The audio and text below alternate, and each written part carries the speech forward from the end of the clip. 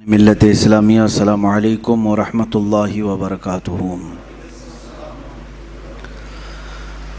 الحمد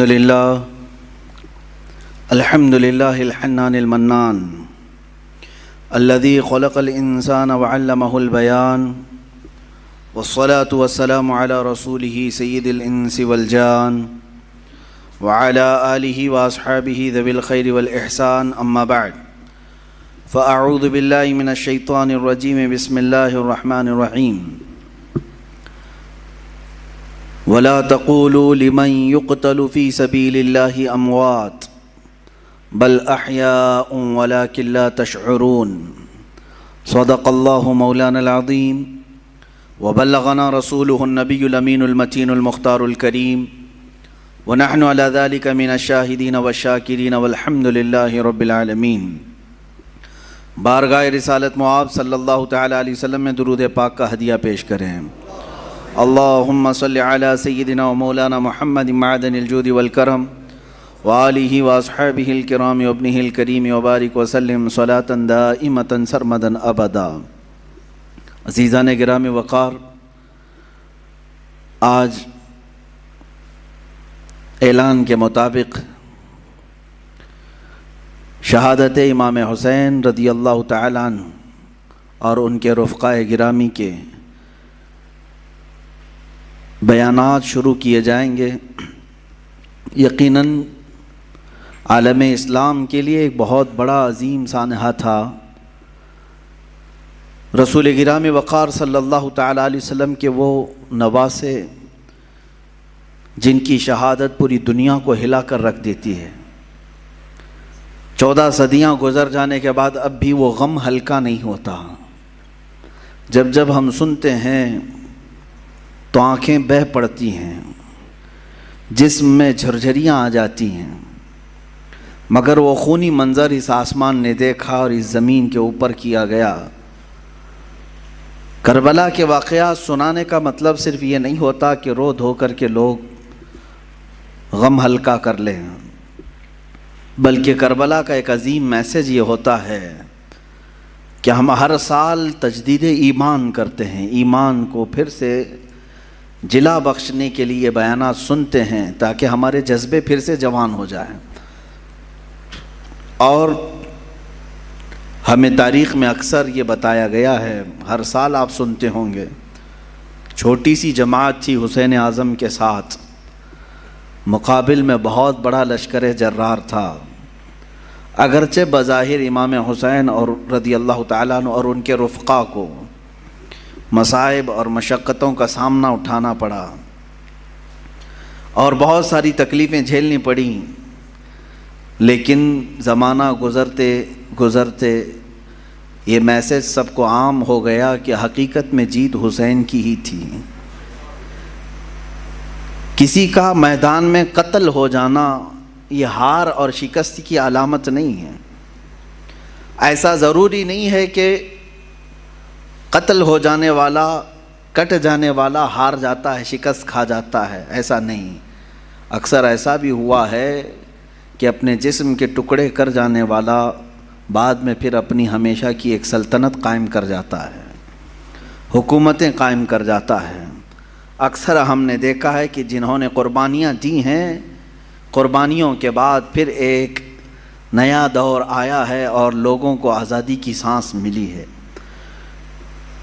میں بلا تشبیہ و بلا تمثیل یہ کہوں گا، ہمارے ملک ہندوستان کو آزاد کرنے میں جن علماء اہل سنت نے اپنا خون پیش کیا، اگرچہ بظاہر انگریزوں نے انہیں پھانسی پر چڑھایا، کالا پانی بھیجا یا پھر انگاروں سے جلایا اور زخموں پر نمک چھڑکا، یہ سب کیا، تو آج کوئی یہ نہیں کہتا ہے کہ وہ مر گئے، ختم ہو گئے، کچھ حاصل نہیں ہوا، بلکہ آج بھی یہ کہا جاتا ہے کہ ان کی قربانیوں کی بدولت آج ہم آزادی کی سانس لے رہے ہیں۔ کسی کی قربانیاں رنگ لاتی ہیں، اسی لیے شاعر نے کہا تھا قتل حسین اصل میں مرگ یزید ہے، یعنی اصل میں یہ موت یزید کی ہے۔ اسلام زندہ ہوتا ہے ہر کربلا کے بعد۔ عزیزان گرامی وقار، رسول پاک صلی اللہ تعالیٰ علیہ وسلم کے اہل بیت اطہار کے بیان سے میں آگے شروع کرتا ہوں۔ کربلا کے مختصر واقعات آپ کے سامنے عرض کروں، تفصیلاً آپ سنتے آئے ہیں، مگر اب میں اپنا مزاج یہ بدلنا چاہتا ہوں کہ ہم اب تک ان واقعات کو سن کر بہت روئے ہیں، اب رلانے کا وقت بھی آنا چاہیے۔ روئے بہت ہیں، ظالموں کی ظلم کو سنتے رہے اور مظلوموں کی آہ و بکا کو دیکھتے ہوئے ہم رو تو لیے، لیکن اب جذبہ ایسا جوان ہونا چاہیے کہ ظالموں کو رونے پر ہم بھی تو مجبور کریں کہ اب تمہارے بھی رونے کا وقت آ جائے۔ یہ اہل بیت اطہار حضور اکرم صلی اللہ تعالیٰ علیہ وسلم کے اس عظیم گھرانے کو کہتے ہیں جن کی پاکی اور صفائی قرآن نے خود بیان کی۔ قرآن خود کہتا ہے انما یرید اللہ لیذھب عنکم الرجس اہل البیت ویطہرکم تطہیرا۔ اللہ تعالیٰ تمہارے گھر سے ہر طرح کی ناپاکی کو دور کرنا چاہتا ہے۔ کس کے گھر سے؟ رسول پاک صلی اللہ علیہ وسلم کے، اور آپ کی اہل بیت کو خوب صاف ستھرا کرنا چاہتا ہے، اور کیا بھی اس نے۔ اللہ تعالیٰ نے حضور اکرم صلی اللہ تعالیٰ علیہ وسلم کے گھر میں جو افراد عطا کی وہ دنیا کے سب سے عظیم لوگ ہیں۔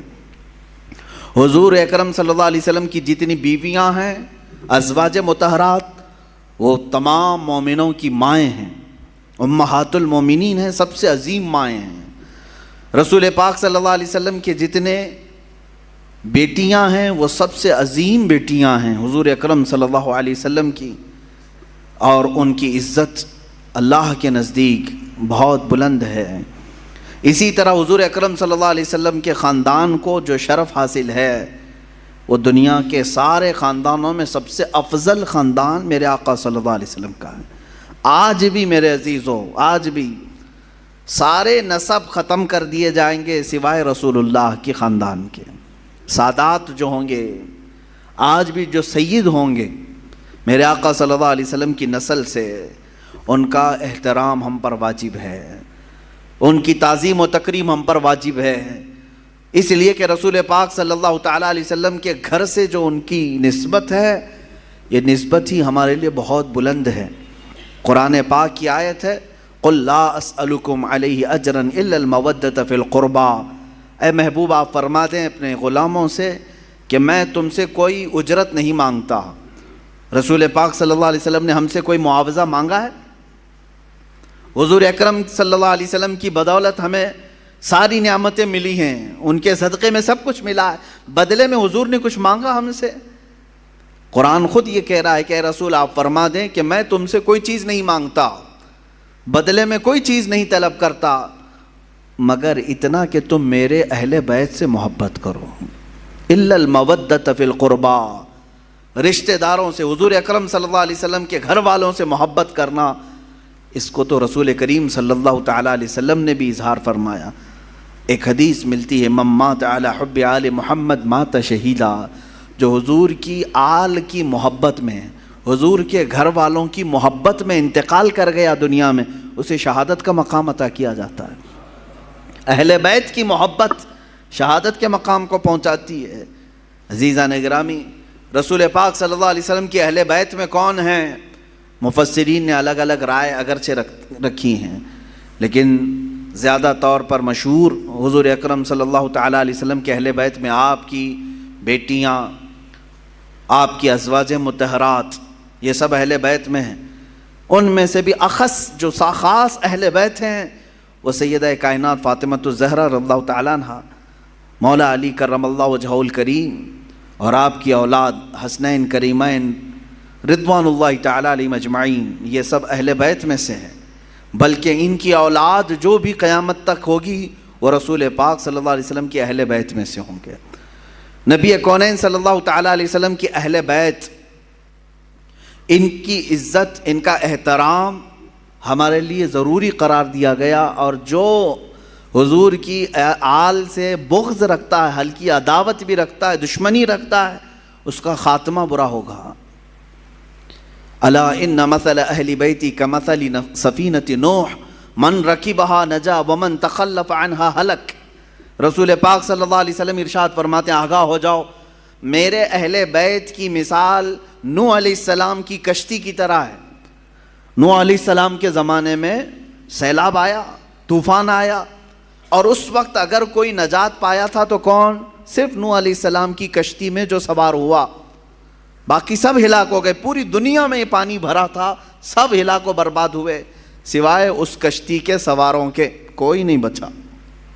تو اللہ کے حبیب صلی اللہ علیہ وسلم فرماتے ہیں میرے گھر والے، میرے اہل بیت نوح علیہ السلام کی کشتی کی طرح ہیں، جو انہیں تھام لیا وہ نجات پا گیا، جو ان سے دور ہوا وہ ہلاک ہو جائے گا۔ اہل بیت سے جو نفرت کیا یا ان سے دوری اختیار کیا وہ ہلاک ہو جائے گا۔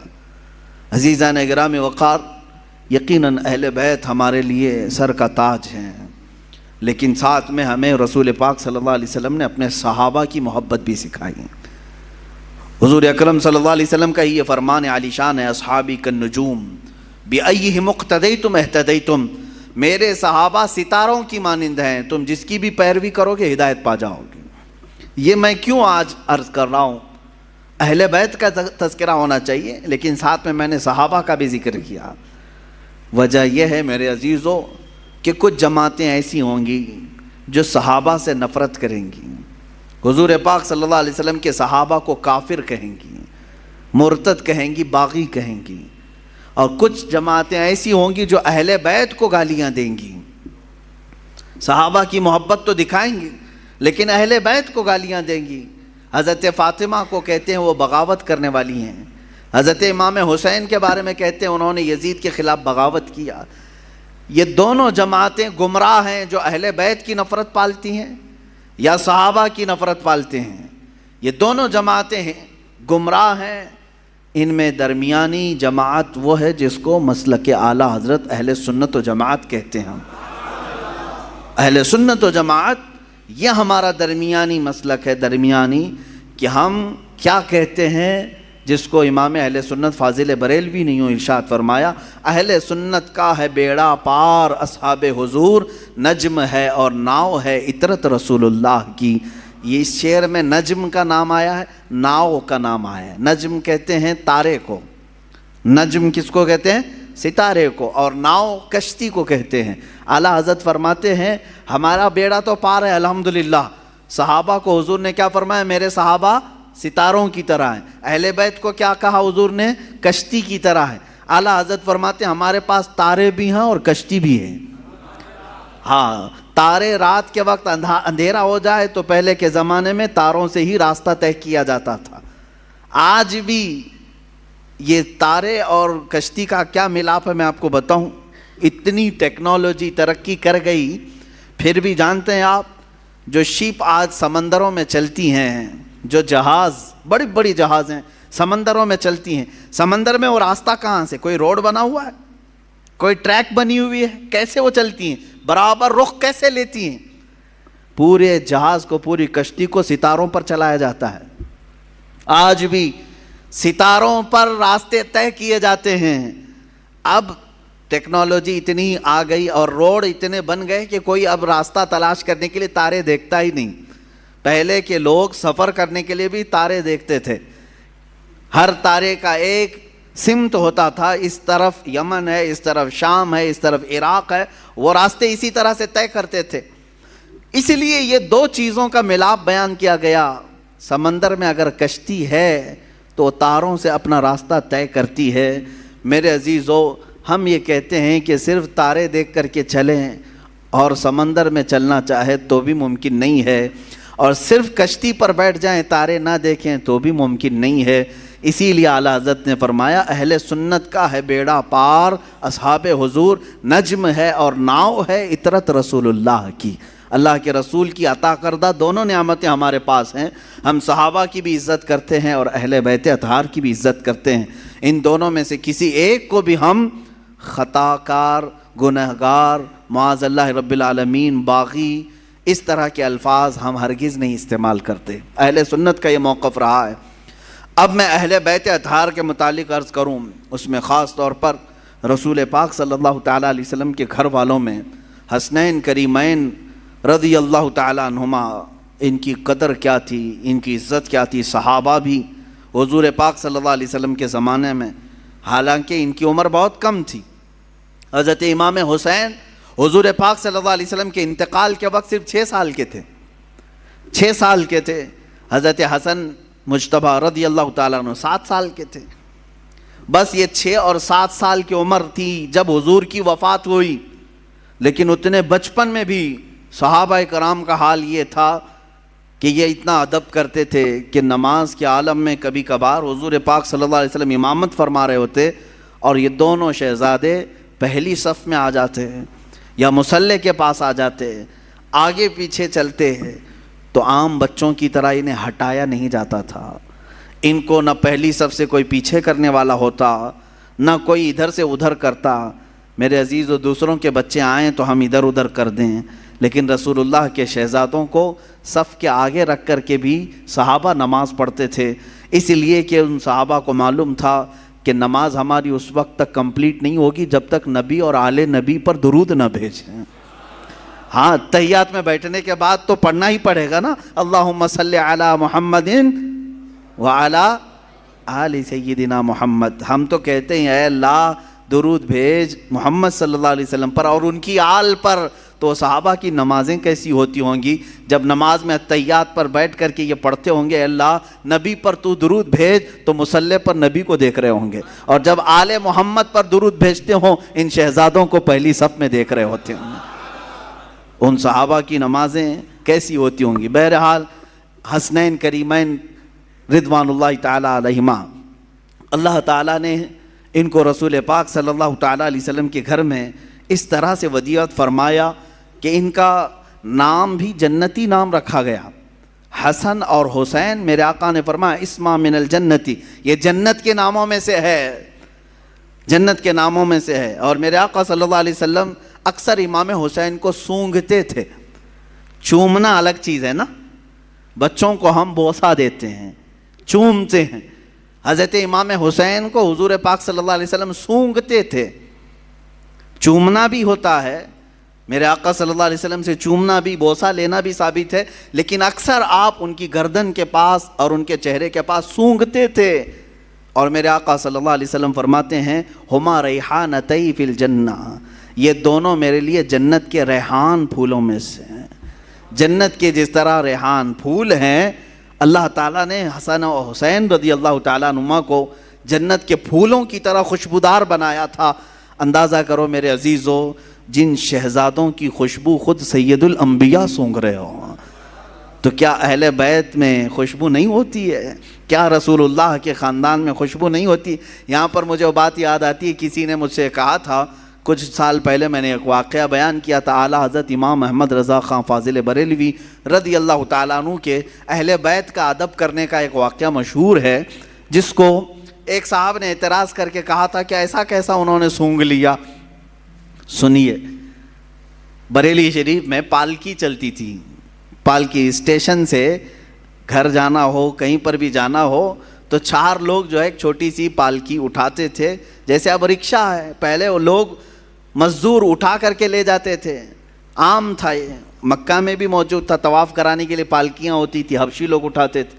بریلی میں امام اہل سنت فاضل بریلوی نے یہ کرائے کے پالکی والوں کو بلایا، اس میں 3 لوگ تھے یا 4 لوگ تھے یا جتنے بھی تھے، پالکی اٹھانے والوں نے کرایہ طے کیا، اٹھا لیا۔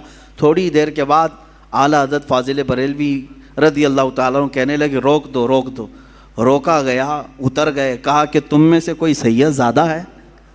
پالکی اٹھانے والوں میں سے کوئی سید زادہ ہے؟ تو لوگوں نے کہا میاں تمہیں تو کرائے سے مطلب ہے، کرایہ دو اور چلو آگے، پیسے دو اور اپنا، یہ کیا ہے، سید ہے، پٹھان ہے، کوئی بھی تو اٹھائے۔ اعلیٰ حضرت نے کہا ہرگز نہیں، میرا یہ شیوا نہیں ہے کہ کسی سید زادے پر میں سوار ہو جاؤں۔ آپ نے بار بار اصرار کیا تو ان پالکی اٹھانے والوں میں ایک سید زادہ تھا، انہوں نے کہا کہ ہاں میں سید ہوں۔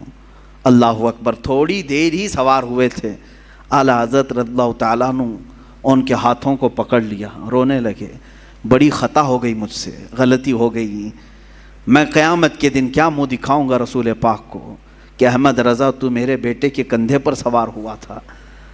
اور رونے لگے۔ اس کے بعد اتنے ہی پر نہیں، معافی مانگ کر بلکہ اس سید زادے کو پالکی پر بٹھایا اور وقت کا مجدد خود پالکی اٹھایا، خود پالکی اٹھایا اور آگے تک لے کر کے گئے اور ان کو بہت سارا نذرانہ اور ہدیہ پیش کیا اور کہا سیدزادے آپ کے لیے زیب نہیں دیتا کہ آپ لوگوں کا بوجھ اٹھائیں، میں جب تک زندہ ہوں آپ کی حاجات جو بھی ہوں گی مجھ غریب خانے سے آپ لے جایا کریں، آپ کا ہی در دولت ہے، آپ کے آقا آپ کے نانا کا دیا ہوا ہے۔ اس سیدزادے کو اس کام سے ہمیشہ کے لیے دور کر دیا۔ یہ امام اہل سنت فاضل بریلوی رضی اللہ تعالیٰ عنہ کا مشہور واقعہ ہے، بیان بھی کیا جاتا ہے۔ کسی صاحب نے ہم سے کہا تھا کہ ایسا کیسے ان کو آ گئی تھی خوشبو، تو ہم نے یہی کہا کہ ان کی طرح عشق پیدا کرو، خوشبو آ ہی جائے گی۔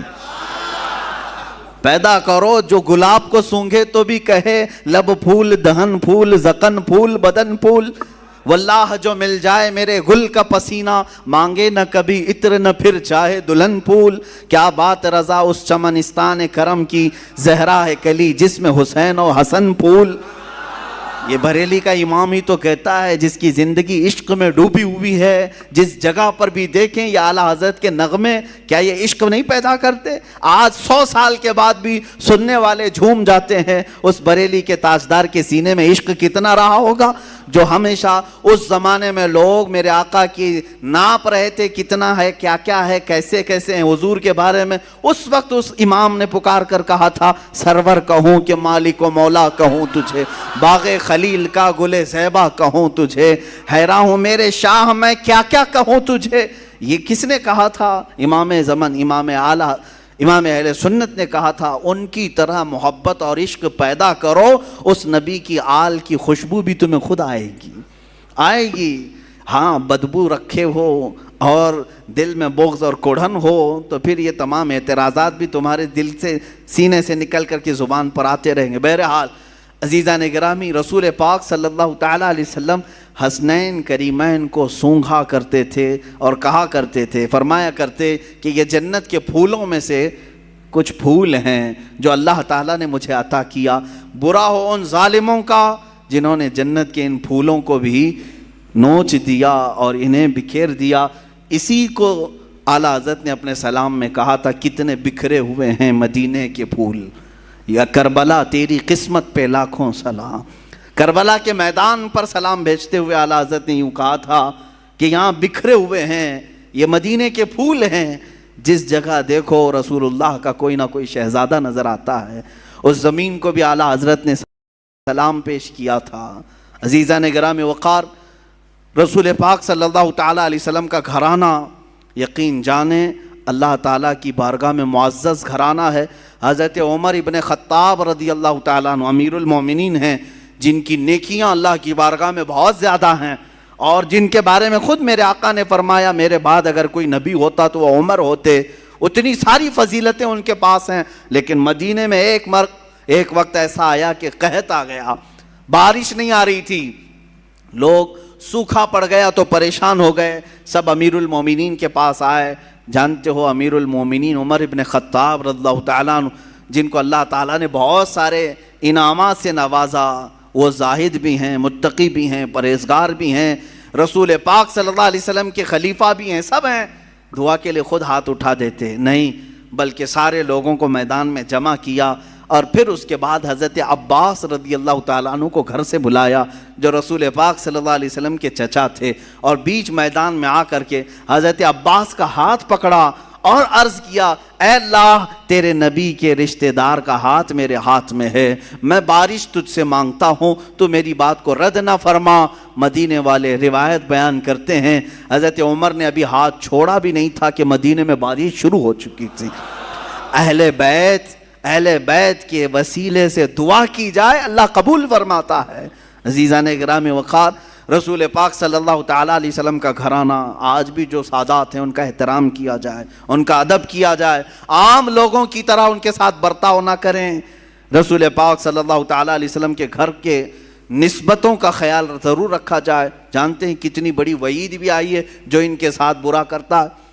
ایک خاتون، بڑی کتابوں میں لکھا ہوا ایک خاتون جو رسول پاک صلی اللہ علیہ وسلم کے خاندان سے تھیں، وہ بڑی پریشان ہو گئیں، ان کے شوہر کا انتقال ہو گیا، بچوں کو لے کر کے چھوٹی چھوٹی بچیاں تھیں، ایک شہر میں آئیں۔ شہر میں ایک بہت بڑے رئیس تھے، وہ مسلمان اس کے گھر آئی، اس سے کہا کہ میں نے اپنی بچیوں کو مسجد میں ٹھہرایا ہے اور میں رسول پاک صلی اللہ علیہ وسلم کے خاندان سے ہوں، میں حضور کی آل میں سے ہوں، میری کچھ مدد کر دو میری بچیوں کے لیے۔ اس رئیس زادے نے، اس امیر زادے نے کہا اچھا آپ مانگنے کا طریقہ ایسا بھی آ گیا، تم اگر آل رسول ہو تو کوئی ثبوت دے دو، کوئی پروف دے دو، تم حضور کی آل میں سے کہتی ہو، اپنے آپ کو کیا ثبوت ہے تمہارے پاس؟ وہ خاتون وہاں سے چلی گئی، اس کے پاس سے مدد کی کوئی امید نہیں تھی تو چلی گئی۔ اسی وقت وہ شام میں گزر رہی تھی، بھوک کی شدت تھی، ایک ایسے بوڑھے شخص کو دیکھا جس کے ارد گرد بہت سارے لوگ جمع تھے، پوچھا کون ہے؟ کہا یہ شہر کا ایک مجوسی ہے، آگ کا پجاری ہے، لیکن لوگوں کو دیتا بہت ہے، بانٹتا رہتا ہے۔ یہ خاتون وہاں گئی اور اس سے کہا، اپنا معاملہ بھی بتایا کہ میں حالات کی ماری ہوئی ہوں، پریشان ہوں، میری بچیاں مسجد میں ہیں اور میرا گھر سب ختم ہو چکا ہے۔ تو اس مجوسی شخص نے اتنا سنا تو فوراً اپنے گھر سے عورتوں کو بلوا کر کے کہا، جاؤ اس خاتون کی بچیاں جو مسجد میں ٹھہری ہیں عزت سے انہیں لے آؤ، اپنے گھر میں مہمان بناؤ، اور یہ خاتون کہتی ہے کہ یہ محمد صلی اللہ علیہ وسلم کی آل میں سے، ان کی عزت ہونی چاہیے۔ وہ تھا مسلمان نہیں تھا، عزت کیا، گھر میں ٹھہرایا اور خاتون کو اپنے گھر مہمان بنایا، ان کی خاطر تواضع کی۔ اب سنیں، رات ہو گئی، رات کے وقت یہ جو رئیس زادہ تھا، امیر زادہ تھا، جو مسلمان تھا، اس نے خواب میں دیکھا قیامت کا منظر قائم ہے، حساب کتاب ہو رہا ہے، اور اسی وقت رسول پاک صلی اللہ علیہ وسلم تشریف لایا ہے۔ تو یہ رئیس زادہ فوراً حضور کی بارگاہ میں حاضر ہوا کہ آقا میری شفاعت فرمائیں۔ حضور پاک صلی اللہ علیہ وسلم نے فرمایا کیوں شفاعت کی جائے؟ کہا کہ آقا میں آپ کا امتی ہوں، آپ کا چاہنے والا ہوں۔ میرے آقا نے فرمایا کیا ثبوت ہے تمہارے پاس؟ میرے امتی ہونے کا کیا ثبوت ہے تمہارے پاس؟ وہاں کیا پیش کرتا؟ پروف پوچھنے والے، دلیلیں پوچھنے والے۔ حضور پاک صلی اللہ تعالیٰ علیہ وسلم نے جب یہ ارشاد فرمایا تو وہ لاجواب ہوا اور رونے لگا کہ آقا مجھ سے آپ اعراض نہ فرمائیں، مجھ سے آپ ناراض نہ ہوں۔ میرے آقا صلی اللہ علیہ وسلم نے فرمایا آج میری ایک شہزادی تیرے گھر آئی تھی، تو نے اس سے اس کے نسب کا ثبوت پوچھا تھا، اس کی مدد نہیں کیا تھا۔ اتنا حضور پاک صلی اللہ علیہ وسلم جلال میں بیان کر رہے تھے کہ اس کی آنکھ کھل گئی، دھاڑے مار کر کے رونے لگا۔ اچھا ایک چیز یہ بھی اس نے دیکھا اسی خواب میں کہ میرے آقا صلی اللہ تعالیٰ علیہ وسلم اسے جنت کی طرف دکھا رہے ہیں، اس مجوسی آدمی کے نام پر جنت میں ایک محل تیار ہے، جس کے گھر وہ عورت ٹھہری ہوئی ہے، مجوسی آگ کا پجاری ہے، لیکن اس کے نام پر جنت میں ایک محل ہے۔ تو یہ بیدار ہوا، بہت پریشان ہوا، اپنے مصاحبین کو بلایا، اپنے چاہنے والوں کو، اور کہا کہ یہ خاتون آئی تھی فلاں فلاں، کہاں ٹھہری ہے؟ کیا یہ مجوسی اپنے گھر لے گیا ہے؟ سبوں نے تحقیق کی تو پتہ چلا ہاں اس مجوسی کے گھر ٹھہری۔ یہ دوڑا ہوا وہاں پہنچا، گیا اور اس مجوسی سے کہا کل رات جو خاتون تمہارے گھر آئی ہے برائے مہربانی اسے ہمارے گھر بھیج دو، وہ ہمارے مذہب سے ہے، ہمارے دین سے ہے، ہم اسے مہمان بنائیں گے۔ اس مجوسی نے کہا ایسا نہیں ہو سکتا۔ اس رئیس زادے نے کہا 1000 درہم میں تجھے تحفے میں دیتا ہوں، قبول کر لے۔ اس مجوسی نے کہا اس کا 10 گنا بھی دو تو میں اس مہمان کو تمہارے حوالے نہیں کروں گا۔ اس مجوسی نے اتنا اصرار کیا تو یہ پوچھنے لگا آخر اس عورت میں کیا ہے؟ کہا جو تو خواب دیکھ کر آیا ہے وہ سچ خواب دیکھ کے آیا ہے۔ کل جب وہ خاتون ہمارے گھر آئی، ہم رات کے وقت سوئے تھے، خواب میں رسول پاک صلی اللہ علیہ وسلم تشریف لائے، مجھے اور میرے پورے گھر والوں کو میرے آقا نے خود کلمہ پڑھایا۔ ہم اب مجوسی نہیں ہیں، ہم اہل ایمان میں سے ہیں۔ رسول پاک صلی اللہ علیہ وسلم نے ان کی آل میں سے ان کی ایک شہزادی کی عزت پر اتنا بڑا انعام دیا کہ ہمیں دائرہ ایمان میں لایا، اور پھر میرے آقا نے اشارہ کر کے بتایا کہ اے فلاں کل تو اٹھے گا تو جنت میں مولا تیرے لیے فلاں محل تیار رکھے گا۔ میرے آقا کی یہ بشارت میں نے سنی اور تجھے پھٹکارتے ہوئے بھی میں نے خواب میں سنا، تو نے جو دیکھا وہ سچ دیکھا ہے، عزیزان گرامی وقار وہ روتے گڑ گڑاتے واپس چلا آیا. زندگی کی کوئی اگر کمائی تھی تو اس نے سوچا کہ سب لگا کر کے حاصل کر لوں, مگر اہل بیت کا احترام نہ کرنے کی وجہ سے ساری اس کی کمائی, ساری عبادتیں ایک طرف رہ گئی اور آگ کا پجاری بازی لے گیا صرف اہل بیت کی عزت اور احترام کرنے کی وجہ سے. آج میں اس واقعے سے اتنا ضرور عرض کروں گا کہ اہل بیت میں سے جو کوئی بھی ہوں وہ اگر خستہ حال نظر آتے ہیں, اگر پٹے پرانے کپڑوں میں ہیں, وہ حالات اور گردش حالات کے پیش نظر ان کی کمائی اور ان کے فلاں چیزوں پر اگر کوئی اثر پڑ بھی گیا ہو تو میرے عزیزو ہرگز یہ مت سمجھنا کہ یہ بکھرے ہوئے لوگ ہیں, ٹوٹے ہوئے لوگ ہیں. نہیں, بلکہ رسول اللہ سے اگر ان کا رشتہ ہے تو وہ ہمارے سروں کے تاج ہیں. وہ چاہے جس کونے میں بیٹھے ہوں, یہ ضروری نہیں کہ سید ہو تو بہت اعلیٰ قسم کے محل میں رہتا ہو, بہت اعلیٰ قسم کے لباس پہنتا ہو, بہت اعلیٰ قسم کی گاڑیوں میں چلتا ہو. ضروری نہیں, کبھی سید زیادہ غریب بھی ہو سکتا ہے, وہ فقر و فاقہ کو پسند کرنے والا سید زیادہ بھی ہو سکتا ہے. لہٰذا اس بات کا ہمیشہ خیال رکھا جائے کہ سید زادوں کا احترام ملحوظ نظر رہے, ورنہ ہمارا یہ کمایا ہوا عبادتوں کا خزانہ بھی ضائع ہو سکتا ہے. اب آئیں, یہ تو بعد میں آنے والے اہل بیت کے احترام اور عزت کی باتیں ہیں, ان کے متعلق یہ واقعات ہیں, لیکن خود رسول پاک کے جو شہزادے ہیں, میرے آقا صلی اللہ علیہ وسلم نے جن کی پرورش خود کی ہے, جن کے بوسے خود میرے آقا نے لیے, وہ حسن مجتبیٰ اور حسین اعظم رضی اللہ تعالیٰ عنہما, ان کی کتنی عزت اور ان کا کتنا احترام ہونا چاہیے. میرے آقا صلی اللہ علیہ وسلم دونوں شہزادوں کو کندھوں پر سوار کر کے مدینے لے جایا کرتے تھے. اکثر باہر جاتے تو دونوں شہزادے کندھوں پر سوار ہوتے. ایک صحابی نے ایک مرتبہ یہ دیکھ کر مسکرائے اور کہا, اے شہزادوں, کیا تمہاری قسمت ہے کہ سواری پائی بھی تو کیسی سواری پائی, کیسی سواری پائی. کائنات کا آقا و مولا رسول پاک صلی اللہ علیہ وسلم کے کندھے تمہیں میسر ہیں. اتنی تعریف پر میرے آقا صلی اللہ علیہ وسلم یوں نہیں فرماتے کہ تم صحیح کہہ رہے ہو, بلکہ میرے آقا یوں فرماتے, یہ کیوں نہیں کہتے کہ سوار بھی کتنے اچھے ہیں.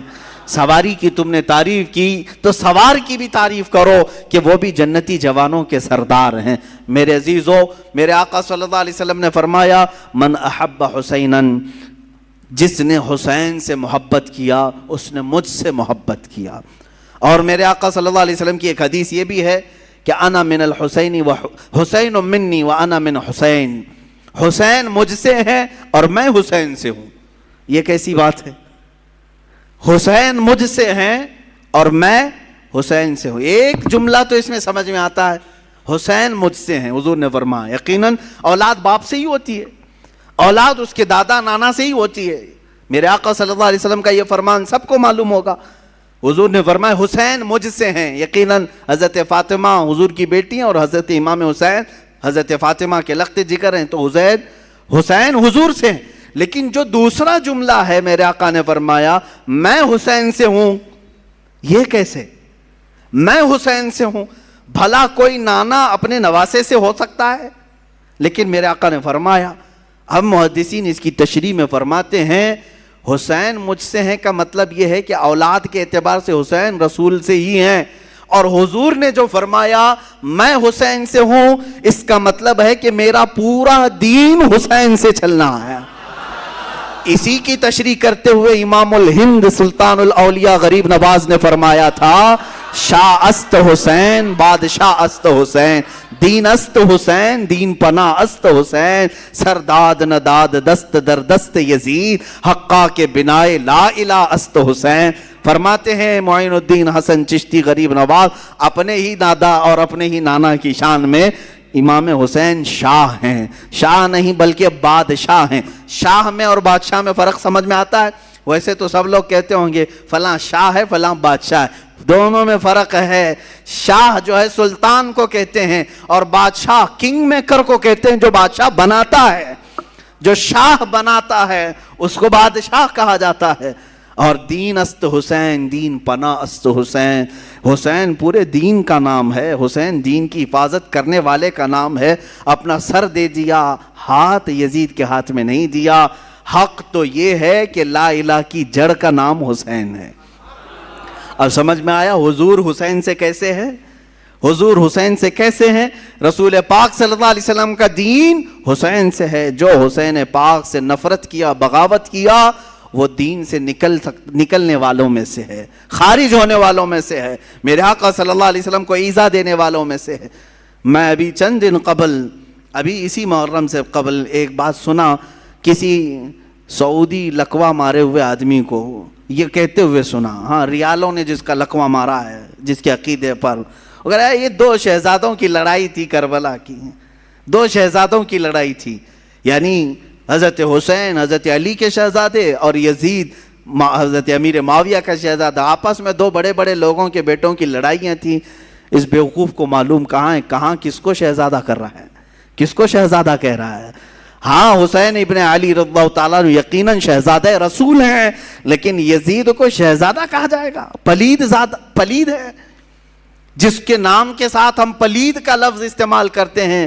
یہ شہزادوں کی لڑائیاں نہیں تھی، حق و باطل کی لڑائی تھی، حق و باطل کی لڑائی تھی، اور نہ ہی 2 خاندانوں کی لڑائی تھی، اور نہ ہی یہ سیاست کا معاملہ تھا جیسے آج کچھ لوگ یہ بھی پیش کرنا چاہتے ہیں. جیسے پہلے یہ جوکر نائک کہتا تھا کہ یہ سیاست کا معاملہ تھا، یہ سیاسی معاملات تھے جس کی وجہ سے یہ لڑائیاں ہو گئی.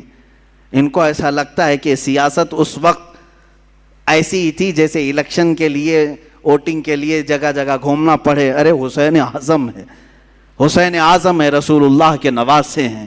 اللہ تعالیٰ نے ان کو اتنی طاقت و قوت عطا کی تھی، وہ چاہتے تو پوری دنیا پر اپنی حکمرانی قائم کر لیتے. انہوں نے میرے آقا کے فقر و فاقے کو پسند کیا. اگر ان کو حکومت ہی پیاری تھی اور سیاست ہی کرنا تھا تو اپنے باپ کے انتقال کے بعد فوراً کھڑے ہو جاتے. حضرت امیر معاویہ 20 سال تک خلیفہ رہے، تب تک امام حسین نے نہیں مطالبہ کیا. اگر ان کو یہی سب شوق تھا بادشاہت کا، سیاست کا، تو وہ تو حضرت علی کے بیٹے تھے. خلافت حضرت علی کے بعد ختم ہو رہی تھی تو وہ دعویٰ کر سکتے تھے کہ میرے باپ کی خلافت اب مجھے آئے. نہیں دعویٰ کیا کبھی. یہاں سے بات سمجھ میں آتی ہے 20 سال کے بعد اگر وہ مدینے سے اٹھ رہے ہیں تو صرف اس بات پر اٹھ رہے ہیں کہ نبی کونین کے دین پر کوئی غدار اور فاسق و فاجر کرسی نہ بچھا سکے. اور آج تک میرے عزیزوں اس کا اثر دیکھنے کو ملتا ہے. حسین اعظم کا ایک مرتبہ کھڑا ہو جانا اس زمانے میں، اس کا اثر آج تک دکھتا ہے. مجھے بتاؤ کس مسجد کے امام کو آپ چور رکھتے ہیں؟ چور ڈکیت ہو، لفنگا ہو، اناڑی ہو، ٹپوری ہو، جس طرح کا بھی ہو، اسے امام بناتے ہیں آپ؟ کیوں نہیں بناتے؟ بزنس تو کرتے ہیں، سب کچھ کرتے ہیں ایسے لوگوں کے ساتھ، لیکن مصلے پر آپ ہر چیز دیکھتے ہیں. داڑھی پوری ہے کہ نہیں، کپڑے صحیح ہے کہ نہیں، داغ تو نہیں لگے اس کو. ہاں، اور اگر یہ امام کہیں ادھر ادھر کس سے مل رہا ہے کس سے نہیں مل رہا ہے یہ تک آپ نظر رکھتے ہیں. اچھی بات ہے، نظر رکھتے ہیں، ٹھیک ہے. امام کے پیچھے پڑے رہتے ہیں، کیوں؟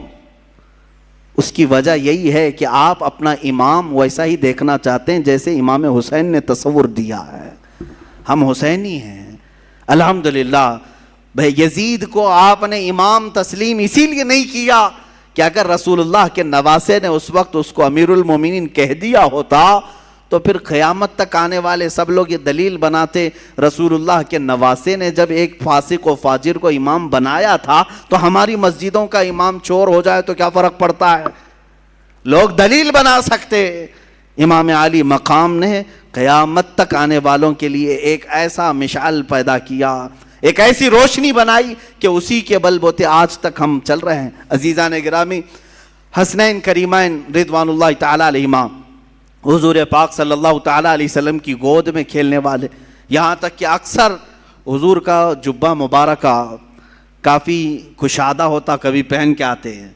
تو صحابہ روایت کرتے ہیں کہ کبھی کبھار حضور اکرم صلی اللہ علیہ وسلم اپنے جبے کے اندر کوئی چیز چھپا کر کے آتے تو ہم دیکھتے کوئی قیمتی چیز چھپا کر آئے ٹھنڈیوں کے دنوں میں، لیکن وہ قیمتی چیز وہی شہزادے ہوتے تھے، حضور کے جبے میں چھپے ہوئے ہوتے ہیں. حضرت حسن مجتبیٰ اور حسین اعظم رضی اللہ تعالیٰ. آپ اندازہ کریں صحابہ اکرام حضور صلی اللہ علیہ وسلم کی ایک جھلک دیکھنے کے لیے بے قرار رہتے، صحابہ حضور کے مہر نبوت کو دیکھنے کے لیے بے قرار رہتے، حضور اکرم صلی اللہ علیہ وسلم کے بوسے لینے کے لیے بے قرار رہتے. ان شہزادوں کی عظمت اور ان کی قسمت کو دیکھیں کہ ہمیشہ حضور کے جسم مبارکہ سے لگے ہوئے ہوتے تھے، یہاں تک کہ سجدے میں میرے آقا جائیں تو اس پر سوار بھی ہو جاتے تھے، میرے آقا ان کو ہٹاتے نہیں تھے، لمبا سجدہ کر لیتے لیکن ان شہزادوں کو گرنے نہیں دیتے تھے۔ یہ ان شہزادوں کی تربیت ہے۔ ایک دن حضرت فاطمہ بے قرار تھیں، بچے نظر نہیں آ رہے ہیں، حضور پاک صلی اللہ علیہ وسلم گھر میں آئے، پوچھا بچے کہاں ہیں؟ حضرت فاطمہ کہتی ہے میں کب سے ڈھونڈ رہی ہوں، بچے نہیں مل رہے، چھوٹے چھوٹے تھے۔ رسول پاک صلی اللہ تعالیٰ علیہ وسلم ڈھونڈنے کے لیے بھیجے تو دیکھتے ہیں مدینہ مسجد نبوی کے تھوڑا سا دور ایک درخت کے نیچے دونوں بچے بیٹھے ہوئے ہیں، کھیل رہے ہیں، لیکن جبرائیل امین دونوں پر سایہ کیے ہوئے ہیں۔ ہاں، فرشتے سایہ کیے ہوئے رہتے ہیں، اور یہی حسنین کریمین ہیں۔ حضور پاک صلی اللہ علیہ وسلم گھر میں ان کو خود کھلایا کرتے تھے۔ بچوں کے ساتھ اگر کھیلنا حضور کا ثابت ہے تو ان شہزادوں کے ساتھ ہے، کشتی لڑا رہے ہوتے۔ حضور پاک صلی اللہ علیہ وسلم حضرت حسن اور حسین کی کشتی لڑا رہے ہیں۔ ہوتا ہے گھروں میں دو بچوں کی کشتی لگاتے ہیں، تو حضور صلی اللہ علیہ وسلم کس کی سائیڈ لے رہے تھے؟ حضرت امام حسن کی سائیڈ لے رہے تھے، وہ بڑے تھے، اور حضرت حسن کو کہتے تھے حسن تم حسین کو یہاں سے پکڑو، ادھر سے پکڑو، ادھر سے پکڑو، جیسے ہم بچوں کو کشتی لڑواتے ہیں۔ میرے آقا صلی اللہ علیہ وسلم جب اس طرح کا مقابلہ کروا رہے تھے، حضرت فاطمہ گھر میں سے کہتی ہیں ابا جان یہ کیسی بات ہے، آپ بڑے کی سائیڈ لے رہے ہیں، حسن بڑے ہیں آپ ان کی سائیڈ لے رہے ہیں، حسین چھوٹا ہے۔ حضور پاک فرماتے ہیں فاطمہ تم نہیں دیکھتی حسین کی طرف سے جبرائیل ہیں، جبرائیل ان سے کہہ رہے ہیں کہ حسن کو یہاں سے پکڑو، حسن کو یہاں سے پکڑو۔ اللہ اللہ، یہ شہزادے وہ ہیں جن میں سے ایک کو سید الانبیاء سپورٹ کر رہا ہے، دوسرے کو سید الملائکہ سپورٹ کر رہا ہے، اور وہ گھرانہ کیسا جس کے بارے میں امام زمن کہتے ہیں بے اجازت ان کے گھر میں جبرائیل آتے نہیں، قدر والے جانتے ہیں عز و شان اہل بیت، یہ رسول اللہ کے گھر والوں کی، اور ان کو کبھی ناراض کرنا میرے آقا کو ہرگز پسند نہیں تھا۔ حضور پاک صلی اللہ تعالیٰ علیہ وسلم کبھی ان دونوں بچوں کو ناراض ہونے نہیں دینا چاہتے۔ اس سے آپ اندازہ لگا سکتے ہیں کہ امام حسین جب پیدا ہوئے ہیں اسی وقت میرے آقا صلی اللہ علیہ وسلم کے گھر میں حضرت ابراہیم کی ولادت ہوئی تھی، حضور کے اپنے بیٹے۔ بی بی ماریہ قبطیہ سے حضور کے بیٹے پیدا ہوئے، ان کی عمر 6 مہینے کی ہو گئی تھی، اور حضرت فاطمہ کے گھر میں امام حسین پیدا ہوئے۔ آگے پیچھے تھوڑی سی ایک وقت ایسا آیا کہ حضور اپنے بیٹے کو لے کر بیٹھے ہیں۔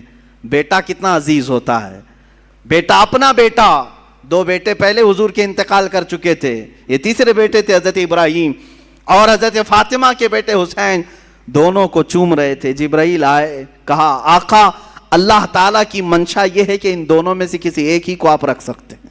اللہ اکبر، چنو تو کس کو چنو؟ ایک طرف بیٹا ہے اور ایک طرف نواسا ہے۔ میرے آقا صلی اللہ تعالیٰ علیہ وسلم نے دونوں کی طرف دیکھا اور جبرائیل سے کہا اے جبرائیل حسین کو میں منتخب کرتا ہوں، اپنے بیٹے کو جس پر وار دیا، رسول پاک صلی اللہ علیہ وسلم نے اپنے بیٹے کو جن پر قربان کیا، اس حسین اعظم کا ہم تذکرہ کرنے چلے ہیں۔ میرے آقا صلی اللہ تعالیٰ علیہ وسلم نے جن کا حد درجے خیال کیا، نمازوں میں، گھروں میں اور ہر جگہ، یہاں تک کہ اگر میرے آقا صلی اللہ علیہ وسلم کسی گھر دعوت میں گئے، کھانا وہاں پر رکھا گیا ہے تو پہلے کوئی چیز منگواتے اور آدھا اس میں سے کر کے کہتے لے جاؤ فاطمہ کے گھر دے آؤ، ان کے گھر میں فاقہ ہے۔ اپنے شہزادوں کا خیال فرماتے، اپنے نواسوں کا خیال فرماتے۔ عزیزان گرامی، یہی وہ اہل بیت ہیں جن کی شان میں قرآن کی کئی آیتیں نازل ہوئیں۔ وَيُطْعِمُونَ الطَّعَامَ عَلَى حُبِّهِ مِسْكِينًا وَيَتِيمًا وَأَسِيرًا، یہ آیت ہے سورہ دہر کی 29ویں پارے میں۔ ہوا یہ تھا کہ حضرت فاطمہ کی کنیز فضہ، انہوں نے منت مانگی تھی، دونوں شہزادے بہت بیمار تھے کہ اگر یہ صحیح ہو جائیں تو ہم 3 روزے رکھیں گے، اگر یہ صحیح ہو گئے تو 3 روزے رکھیں گے گھر والے۔ بچے صحیح ہو گئے، روزہ رکھا سارے لوگوں نے مل کر، مولا علی کرم اللہ وجہہ الکریم، حضرت فاطمہ اور یہ کنیز فضہ اور 2 شہزادے ہیں۔ حضرت علی کی کمائی 2 درہم کی تھی، باغیچے سے خدمت کے بعد 2 درہم لاتے جس سے اتنا آٹا آتا کہ 5 روٹیاں بن سکتی تھیں۔ یہ اہل بیت کا گھرانہ ہے۔ افطار میں روٹیاں بنی، شام کے وقت کسی فقیر نے آواز دی، ایک مسکین آیا، فقیر آیا، کہا میں نے سنا ہے کہ یہ رسول اللہ کے گھر والے ہیں، یہ اہل بیت ہیں، میں بہت بھوکا ہوں، مجھے کھلا دیا جائے۔ حضرت فاطمہ نے 5 روٹیاں اٹھا کر دی تھیں، پانی پی کر کے ان لوگوں نے افطار کیا، دوسرا بھی روزہ رکھا۔ دوسرے دن حضرت علی پھر آٹا لے آئے، 5 روٹیاں بنائیں۔ آج کے دن ایک یتیم بچہ آیا افطاری کے وقت میں، اس نے بھی وہی آواز اٹھائی، حضرت فاطمہ نے وہ 5 روٹیاں اٹھا کر اس یتیم کو کھلایا۔ آج پھر پانی سے افطار کیا، تیسرا روزہ تھا۔ تیسرے روزے کے دن حضرت علی خود محنت کر کے اتنے پیسے لے آئے کہ پھر 5 روٹیاں بنی۔ اس دن افطار کے لیے بیٹھے تو جیل سے چھوٹا ہوا ایک قیدی آیا، کہا میں ہر گھر کو کھٹکھٹا لیا، مجھے کوئی نہیں کھلایا، میں نے سنا ہے کہ یہ اہل بیت ہیں، رسول اللہ کے گھر والے، یہاں سے واپس نہیں بھیجتے کسی کو۔ حضرت فاطمہ نے اس قیدی کو بھی 5 روٹیاں دی تھیں۔ تیسرا دن گزر گیا، پیٹ سے لگ گیا، بھوک کی شدت ہے، بچے طاق میں بیٹھ گئے اور حضرت علی جھک گئے تھے۔ یہ شام کا وقت تھا، میرے آقا صلی اللہ تعالیٰ علیہ وسلم تشریف لائے، گھر میں آئے، پکارا کہاں ہیں؟ آواز کسی کی نہیں آ رہی تھی، سب ایک ایک کونوں میں بیٹھے ہوئے تھے۔ اللہ کے نبی صلی اللہ علیہ وسلم نے پکارا فاطمہ، وہ آئیں، پوچھا کیا ماجرا ہے؟ سنایا ایسے ایسے ہم نے منت مانگی تھی، منت مانگو تو روزے کی مانگو اے غلاموں، اہل بیت کے غلام، خالی دھاگا باندھنے اور تالا باندھنے کی نیت منتیں نہیں ہوتی، منت قرآن ختم کرنے کی بھی کرو، روزہ رکھنے کی بھی کرو، یہ اللہ کو راضی کرنے والی منتیں ہیں۔ بہرحال حضرت فاطمہ نے عرض کیا کہ ایسا ایسا حال ہوا ہے۔ اللہ کے نبی صلی اللہ تعالیٰ علیہ وسلم نے فرمایا ابھی ابھی مجھ پر آیت کریمہ نازل ہوئی، اللہ نے فرمایا وَيُطْعِمُونَ الطَّعَامَ عَلَى حُبِّهِ مِسْكِينًا وَيَتِيمًا وَأَسِيرًا، یہ وہ لوگ ہیں جو اللہ کی محبت میں کبھی مسکین کو کھلاتے ہیں، کبھی یتیم کو کھلاتے ہیں اور کبھی قیدی کو کھلاتے ہیں۔ آقا کونین صلی اللہ علیہ وسلم نے فرمایا بشارت ہو فاطمہ، تم امتحان میں کامیاب ہو گئی، نہ وہ مسکین تھا، نہ وہ یتیم تھا، نہ وہ قیدی تھا، ہر دن اللہ کا ایک فرشتہ آتا تھا جو اہل بیت کا امتحان لے رہا تھا کہ یہ کتنا عطا کر سکتے ہیں۔ تم امتحان میں کامیاب ہو گئے اور اس دن ان کے گھر میں جنت سے اللہ نے خانے نعمت اتارا۔ عزیزان گرامی، یہ اہل بیت کا گھرانہ ہے، ان کے پاس امتحان لیا بھی گیا تو وہ سب عطا کرتے رہے، ان کی شان ہی یہی ہے۔ الحمدللہ ہم نے بھی بہت سارے سادات اور مشائخ کو دیکھا ہے، وہ نوازنے والوں میں سے ہیں، عطا کرنے والوں میں سے ہیں۔ رسول پاک صلی اللہ تعالیٰ علیہ وسلم کی یہ صفات ان کے گھروں میں آج بھی پائی جاتی ہیں۔ اللہ ان کا سایہ ہمارے سروں پر دراز فرمائے۔ اب حالات کربلا کی طرف ہم چلتے ہیں میرے عزیزو۔ حالات ایسے کیا پیش آئے کہ یہ کربلا کا واقعہ رونما ہو گیا؟ حالات ایسے کیسے آ گئے کہ اتنا بڑا سانحہ ہو گیا؟ میں آپ کو بتاؤں کہ حالات حضرت امیر معاویہ کے انتقال کے بعد سے خراب ہو گئے، بہت خراب، حالانکہ اس سے پہلے ہی خراب ہو گئے تھے۔ آپس میں جنگیں ہوئی، خانہ جنگیاں ہوئی، ایک دوسروں کی لڑائیاں ہوئی، میں ان سب کی طرف نہیں جاتا۔ مولا علی کرم اللہ وجہہ الکریم کی وفات کے بعد حضرت امیر معاویہ نے خلافت کا اعلان کیا اور ان کی خلافت سن 40 ہجری سے لے کر 60 ہجری تک 20 سال تک چلی، اور 20 سال تک دمشق سے حضرت امیر معاویہ رضی اللہ تعالیٰ عنہ نے خلافت قائم کی اور یہ چلتی رہی۔ اس دوران بہت سارے فتوحات بھی ہوئے، اسلامی سلطنتیں بڑھتی بھی رہیں، ان کا انتقال ہوا۔ اب جو معاملہ خراب ہوا وہ یہاں سے ہوا کہ حضرت امیر معاویہ کا بیٹا یزید تھا، وہ تھے صحابی رسول، حضور صلی اللہ علیہ وسلم کے سالے بھی لگتے ہیں رشتے میں، حضور کی زوجہ ہیں حضرت ام حبیبہ رضی اللہ تعالیٰ عنہ جو حضرت امیر معاویہ کی سگی بہن ہیں، اسی لیے حضرت امیر معاویہ کو امت کا ماموں بھی کہا جاتا ہے۔ وہ ام المومنین حضرت ام حبیبہ کے سگے بھائی ہیں۔ امیر معاویہ کا جو بیٹا تھا وہ ناہنجار تھا، وہ صحیح آدمی نہیں تھا، فاسق و فاجر تھا۔ ہاں یہ اور بات ہے کہ روایات یہ بتاتی ہیں کہ ان کی زندگی میں اس کا فسق و فجور ظاہر نہیں تھا، ان کی زندگی میں باپ جب تک تھے اس کی برائیاں، اس کی عیاشیاں ظاہر نہیں تھیں۔ جیسے ہی ان کا انتقال ہوا، تخت پر یزید بیٹھا۔ یزید جیسے ہی خلافت قائم کر لیا دمشق میں، اور ملک شام والوں نے سب بیعت کر لیا، یزید کو حاکم مان لیا، اس کو خلیفہ امیر المومنین تسلیم کر لیا۔ لیکن جو صحابہ تھے، بڑے صحابہ، انہیں معلوم تھا اس کے حالات خراب ہیں، یہ اچھا آدمی نہیں ہے۔ اس کا شراب پینا بھی ثابت تھا، اس کا نماز ترک کرنا بھی ثابت تھا، دن بھر اس کا بندروں سے اور جانوروں سے کھیلنا بھی ثابت تھا۔ یہ سب چیزیں جنہوں نے دیکھا ہے، کیا اسے اپنا حاکم تسلیم کر لیں گے؟ یہ ہمارا زمانہ نہیں ہے جو ہم کسی پاگل کو بھی حاکم تسلیم کر لیتے ہیں۔ ہاں، یہاں کسی ڈمرو بجانے والے کو بھی ہم بٹھا لیتے ہیں، گدھے کو بھی سر پہ بٹھا لیتے ہیں۔ یہ زمانہ نہیں تھا، وہ صحابہ کا زمانہ تھا، وہ تابعین کا زمانہ تھا۔ وہاں نماز ترک کرنے والے کو بھی حاکم نہیں بنایا جاتا۔ تو یہی معاملہ ہو گیا۔ یزید کی خلافت کا اعلان ہونے کے بعد صحابہ میں آپس میں یہ باتیں گردش کرنے لگ گئی کہ آخر اس کو کیسے تسلیم کیا جائے۔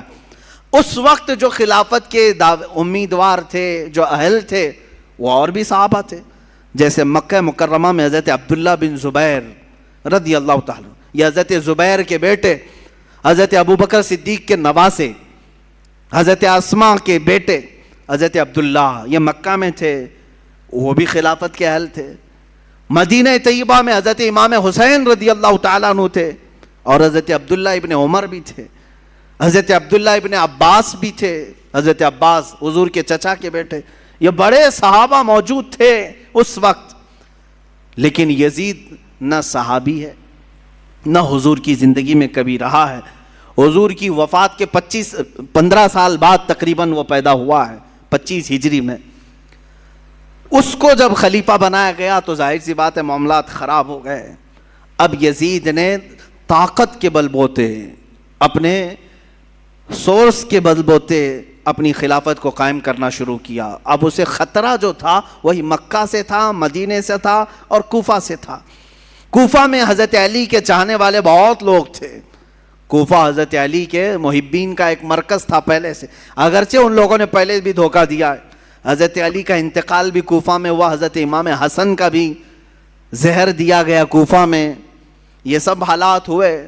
لیکن وہاں چاہنے والوں کی کثرت بھی بہت تھی، اور اکثر ایسا ہوتا ہے کہ آج بھی چاہنے والے بہت ہوتے ہیں لیکن کچھ غداری کرنے والے ہوتے ہیں، تو ان کو آج بھی کوفہ سے جوڑا جاتا ہے کہ کوفی تو نہیں ہے، یہ مسل مشہور ہو گئی۔ تو امام حسین مدینہ میں تھے، عبداللہ بن زبیر مکہ میں تھے۔ یہ ان جگہوں پر سے خطرہ لاحق تھا کس کو؟ یزید کو، کہ اگر یہ لوگ بغاوت کر گئے، یہ لوگ اگر میری خلافت کو تسلیم نہیں کیے، تو ایک بہت بڑا طبقہ مسلمانوں کا ان کی طرف چلا جائے گا، اور پھر میری خلافت کو قائم کرنا بہت مشکل ہو جائے گا۔ اور اس کے جتنے مشیر تھے وہ سب کے سب عیاش قسم کے تھے۔ ایک بات یاد رکھیں، کبھی حاکم ڈینجر بنتا ہے تو اس کے مشیروں کی وجہ سے۔ مشورے دینے والے اگر بہت خطرناک ہوں تو حاکم بھی بہت خطرناک بن جاتا ہے، ایسے اکثر ہوا ہے۔ تو یزید کے جو مشیر تھے وہ سب ظالم تھے، مشورے بہت بھیانک قسم کے دیتے تھے۔ ان کے مشوروں کی وجہ سے ہی تو کربلا ہو گیا۔ یزید فوج کی فوج بھیجتا رہا۔ حسین اعظم اس وقت تک مدینہ طیبہ میں تھے، سیدنا امام علی مقام مدینہ طیبہ میں تھے، ان کا گھر مدینہ میں تھا، اہل بیت خاندان سب مدینہ میں رہ رہے تھے۔ اب یزید نے اپنا گورنر وہاں پر مدینہ طیبہ میں مقرر کیا، اور سب سے پہلے بیعت لینے کے لیے مدینہ بھیجا، اور وہاں کے گورنر سے کہا حسین کو بلاؤ، عبداللہ بن عمر کو بلاؤ، اور جو مدینہ میں بڑے صحابہ ہیں ان کو بلاؤ، اور ان سے میری بیعت لے لو، اور کہو کہ یزید امیر المومنین ہے، خلیفۃ المسلمین ہے۔ گورنر کو جیسے ہی آرڈر آیا، ان تینوں کو بلایا اس نے، اس میں امام حسین بھی تھے۔ گورنر نے کہا خلافت قائم ہو چکی ہے دمشق میں، آپ حضرات تسلیم کر لیں، آپ یزید کو خلیفہ مان لیں۔ حضرت امام حسین فوراً کھڑے ہو گئے، کیا تم مجھ سے ایسے کو خلیفہ ماننے کو کہتے ہو جس کی نمازوں کا کوئی ٹھکانہ نہیں، جو عیاش ہے، فسق و فجور میں مبتلا ہے، جو عورتوں کا دل دادا ہے؟ میں ہرگز تسلیم نہیں کرتا۔ آپ اٹھ کر کے چلے گئے۔ اس کے بعد جب یہ بات یزید کو پتہ چلی تو گورنر کو سخت آرڈر آیا کہ یا تو ان کی بیعت لے لو یا تو پھر ان کو قتل کر ڈالو. اتنا سخت حکم آیا تو جو گورنر تھا مدینے کا اس نے امام حسین کو بلایا اور کہا میں نہیں چاہتا کہ رسول اللہ کے گھر والوں کے ساتھ میں سختی کروں اور مجھے میری نوکری کی بھی فکر ہے. میں اگر آپ کے ساتھ سختی کے ساتھ معاملہ نہ کروں تو یزید مجھے مار ڈالے گا, بیچ کا کوئی راستہ نکالیں.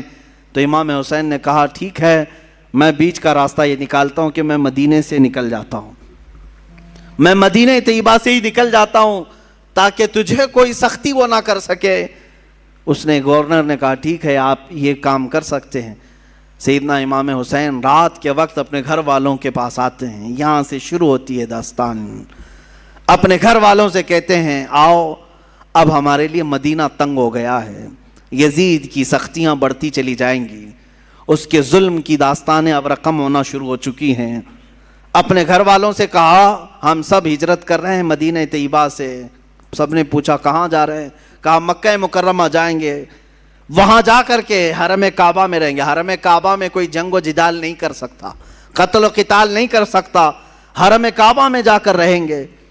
آپ اندازہ کریں رسول پاک نے ہجرت کر کے مکہ کو چھوڑ کر مدینہ آباد کیا.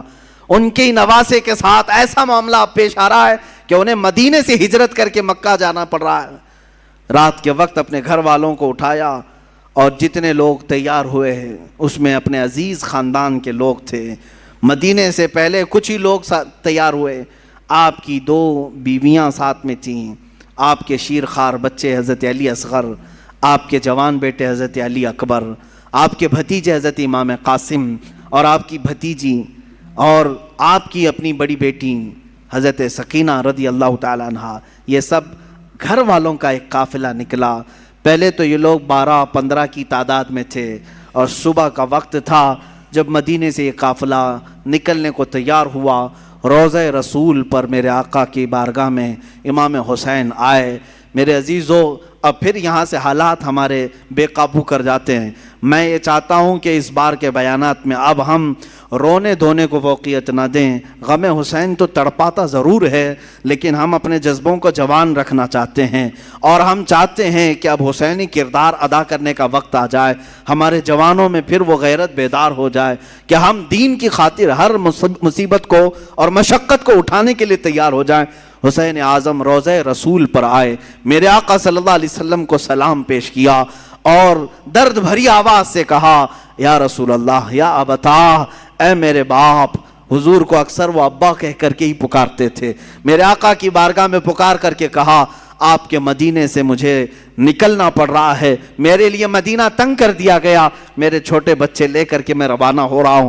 یہ کیفیت تو میرے آقا ہی جانے. قبر اطہر سے اس حسین کو رخصت ہوتا ہوا دیکھ کر میرے آقا پر کیا گزر رہی ہوگی, جس کے گردن کو میرے آقا نے بوسے لیے, جس کو سونگھا کرتے تھے, جس کو دوش پر بٹھایا کرتے تھے, جس کو سجدوں پر اپنی پشت پر بٹھایا کرتے.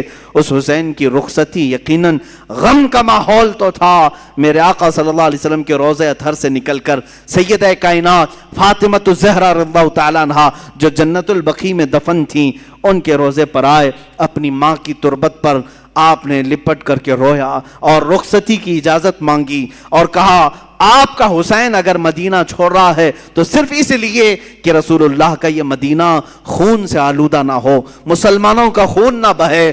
میں مسلمانوں کا خون بہنا نہیں دیکھنا چاہتا اور مدینے کی حرمت کو پامال ہونے نہیں دینا چاہتا, مجھے اجازت دی جائے. حسین اعظم نے اپنی ماں سے اجازت لی, اپنے چھوٹے بچوں کا ایک قافلہ لے کر نکل پڑے. میرے عزیزوں گھر والوں کا قافلہ جب مدینہ چھوڑ رہا ہے کیا کیفیت ہوتی ہے.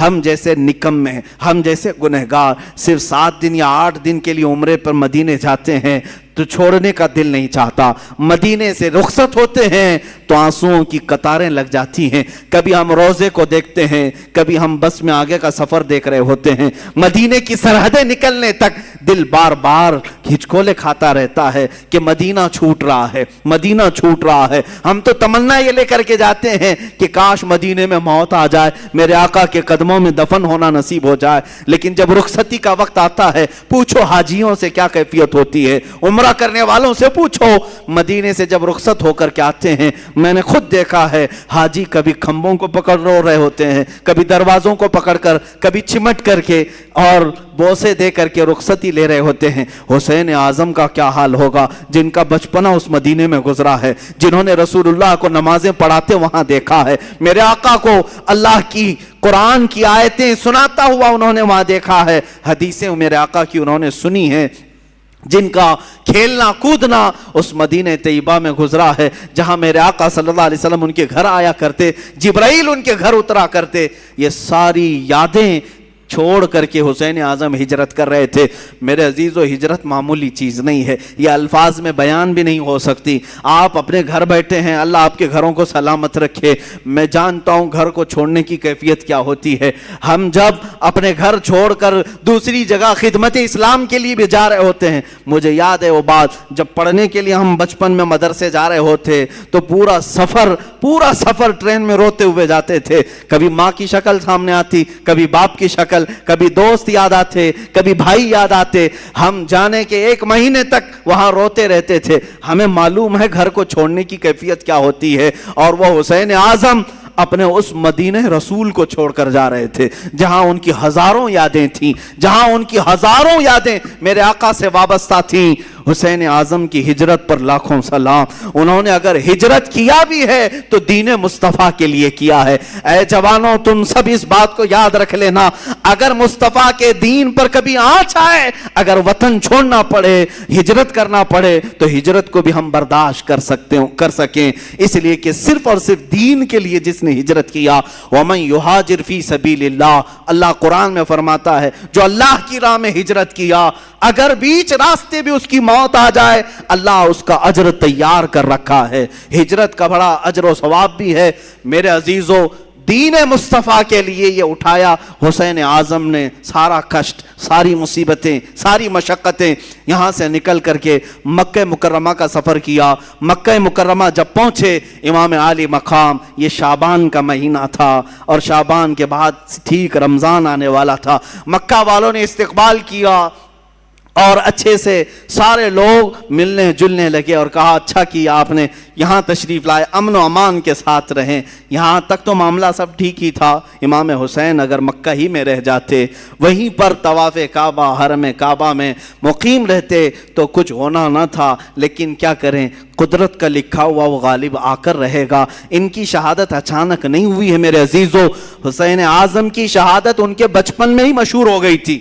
حضور اکرم صلی اللہ علیہ وسلم حضرت ام سلمہ اپنی زوجہ کے پاس ایک شیشی میں تھوڑی سی مٹی لا کر کے دیتے ہیں اور کہتے ہیں اے ام سلمہ, جبرائیل میرے پاس آئے تھے اور انہوں نے کہا یا رسول اللہ, آپ کی امت آپ کے اس نواسے کو ایک جگہ پر قتل کر دے گی اور خون بہا دے گی. میں رونے لگا تو جبرائیل اس جگہ کی مٹی بھی لا کر مجھے دے گئے. ام سلمہ کہتی ہیں میرے آقا نے وہ مٹی مجھے دی اور کہا جس دن یہ مٹی سرخ ہو جائے سمجھ لینا اے ام سلمہ میرا بیٹا شہید ہو گیا, میرا نواسہ شہید ہو گیا. یہ کب میرے آقا نے بشارت دی تھی؟ جب حسین اعظم کی عمر ابھی 5 سال کی تھی. 5 سال کی عمر میں ہی ان کی شہادت کی خبر مشہور ہو چکی تھی. پھر بھی لوگ کہتے ہیں حضور کو پیٹھ پیچھے کا علم نہیں تھا, جو اپنے نواسے کی 50 سال بعد ہونے والی شہادت کی خبر دے رہے ہوں. میرے آقا صلی اللہ علیہ وسلم غیب دان نبی ہیں. آقا کونین صلی اللہ علیہ وسلم نے فرمایا تھا اور قدرت کا لکھا غالبانہ تھا. رمضان کا مہینہ چل رہا تھا. بیچ رمضان میں کوفہ والوں نے خط لکھنا شروع کیا. یہ کوفہ شہر ہے کیا؟ یہ سارا ماجرا یہ کوفہ میں آ کر کے اٹکتا ہے. کوفہ والے ایک ایسا شہر ہے جس کو تقریباً 14 یا 16 ہجری میں بسایا گیا تھا, اور ان لوگوں کی فطرت میں اس طرح عیب نکالنا یا فوراً کسی کا ساتھ چھوڑ دینا یہ دغا بازی پہلے سے رہی اور شاید آج تک بھی ہوگی, آج تک بھی رہی ہو. کوفی لوگ اس طرح کی دغا بازیاں کرتے رہے, لیکن وہ شیعان علی میں سے تھے, حضرت علی کی محبت کا دعویٰ کرتے تھے. تو حضرت امام حسین کا مدینے سے ہجرت کر کے مکہ آنا جیسے ان کو پتہ چل گیا کہ امام حسین نے یزید کی بیعت نہیں مانی, تو کوفہ والے بھی یزید کو نہیں مانتے تھے. انہوں نے کہا کہ اچھا ہو گیا، ہمارے اوپر کوئی امام نہیں ہے، ہم خط لکھ کر کے حسین اعظم کو یہاں بلاتے ہیں، کوفہ میں ان کے ہاتھ پر بیعت کر کے ان کی خلافت کا اعلان کر دیں گے، اور پھر دھیرے دھیرے یزید کو بھی ختم کر دیں گے، اور ساری جگہوں پر ایک ہی خلافت قائم ہوگی، اور وہ ہوگی حسین اعظم کی خلافت۔ کوفہ والوں نے یہ سوچ کر کے خط لکھنا شروع کیا، اور حضرت امام حسین کو کہا ہم آپ کے باپ کے وفادار ہیں، آپ کے بڑے بھائی کے وفادار ہیں، آپ تشریف لے آئیں۔ خط پہلے 5-6 خط آئے، آپ نے دیکھا اور رکھا، صحابہ سے مشورہ کیا، سارے صحابہ نے انکار کیا، آپ کوفہ نہ جائیں، آپ کے والد گرامی وہیں انتقال کیے، وہیں مارا گیا آپ کے والد حضرت علی کو، اور امام حسن کو زہر دینے والوں میں بھی وہی لوگ تھے، اب آپ نہ جائیں۔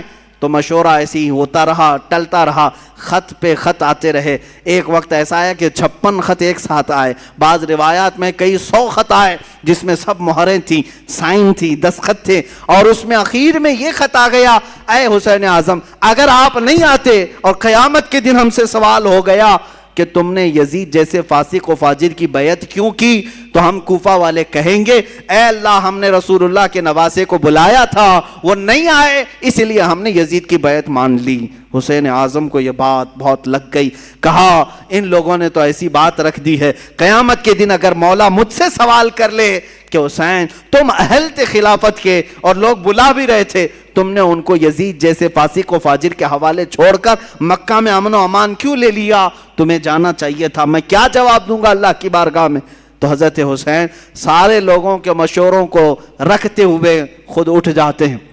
یہ رمضان بھی ختم ہوا، حج کا موسم قریب آ چکا تھا، امام حسین رضی اللہ تعالیٰ عنہ نے کہا نہیں اب میں کوفہ جاتا ہوں، پھر بعد میں اصرار ہوا، منع ہوتا رہا، پھر صحابہ کی ایک رائے بیچ میں نکل آئی، حضرت عبداللہ ابن عمر، حضرت عبداللہ ابن زبیر رضی اللہ تعالیٰ عنہما نے کہا ایسا کریں آپ کے جو معتمد ہیں جو بہت خاص ہیں ان کو آپ بھیجیں، اور اگر وہ آپ کو کہہ دیں کہ یہاں حالات ٹھیک ہے تو آپ چلے جائیں۔ تو امام حسین نے اپنے بھائی حضرت امام مسلم بن عقیل رضی اللہ تعالیٰ جو آپ کے چچیرے بھائی تھے، حضرت امام حسین کے چچیرے بھائی تھے، بڑے معتمد تھے، سفر میں ہمیشہ ساتھ رہتے۔ اچھا یہ بھی میں بتاؤں، امام حسین جب مکہ آئے تو الگ الگ علاقوں سے سب ہجرت کر کے اس قافلے میں شامل ہو گئے تھے، تب جا کر کے یہ قافلہ 82 لوگوں کا ہو گیا تھا۔ جو 82 کی تعداد آپ سنتے ہیں یہ دھیرے دھیرے بیچ بیچ میں ملتے آئے۔ تو امام حسین نے حضرت امام مسلم کو بھیجا کہ آپ جائیں کوفہ اور وہاں جا کر کے آپ خط لکھیں، اگر حالات صحیح ہوں گے تو میں اپنے قافلے کو لے کر کوفہ آ جاؤں گا۔ امام مسلم نکلے، اور جب وہ راستے میں گئے تو کچھ لوگوں سے راستہ پوچھتے ہوئے کوفہ تک پہنچے۔ میں بہت مختصر سے حالات بیان کر رہا ہوں میرے عزیزو۔